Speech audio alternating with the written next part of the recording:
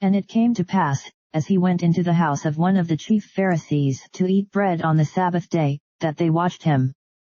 And, behold, there was a certain man before him which had the dropsy. And Jesus answering spake unto the lawyers and Pharisees, saying, Is it lawful to heal on the Sabbath day? And they held their peace.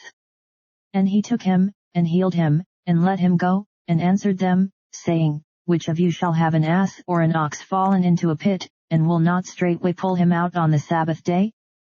And they could not answer him again to these things.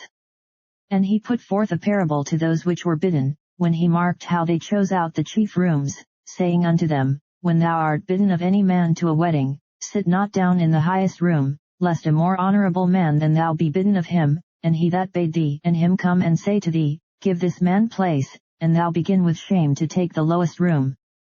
But when thou art bidden, go and sit down in the lowest room, that when he that bade thee cometh, he may say unto thee, Friend, go up higher, then shalt thou have worship in the presence of them that sit at meat with thee.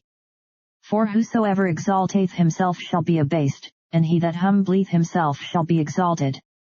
Then said he also to him that bade him, When thou makest a dinner or a supper, call not thy friends, nor thy brethren, neither thy kinsmen, nor thy rich neighbors, lest they also bid thee again, and a recompense be made thee.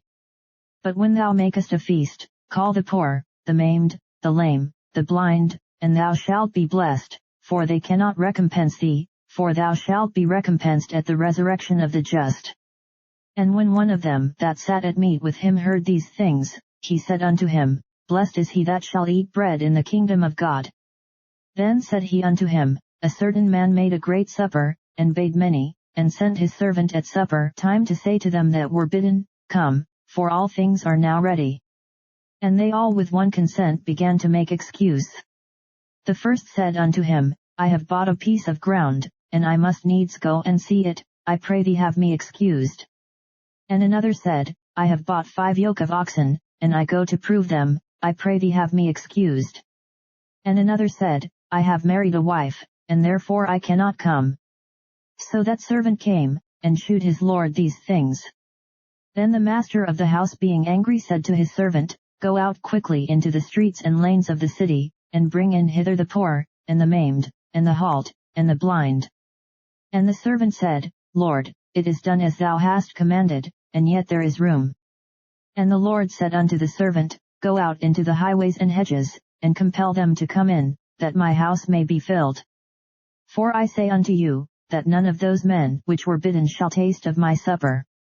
And there went great multitudes with him, and he turned, and said unto them, If any man come to me, and hate not his father, and mother, and wife, and children, and brethren, and sisters, yea, and his own life also, he cannot be my disciple.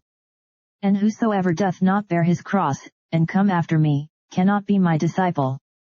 For which of you, intending to build a tower, sitteth not down first, and counteth the cost, whether he have sufficient to finish it? Lest haply, after he hath laid the foundation, and is not able to finish it, all that behold it begin to mock him, saying, This man began to build, and was not able to finish.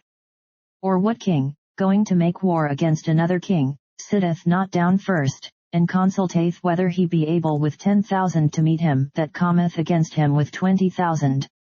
Or else, while the other is yet a great way off, he sendeth an ambassage, and desireth conditions of peace. So likewise, whosoever he be of you that forsaketh not all that he hath, he cannot be my disciple. Salt is good, but if the salt have lost his savor, wherewith shall it be seasoned? It is neither fit for the land, nor yet for the dunghill, but men cast it out. He that hath ears to hear, let him hear.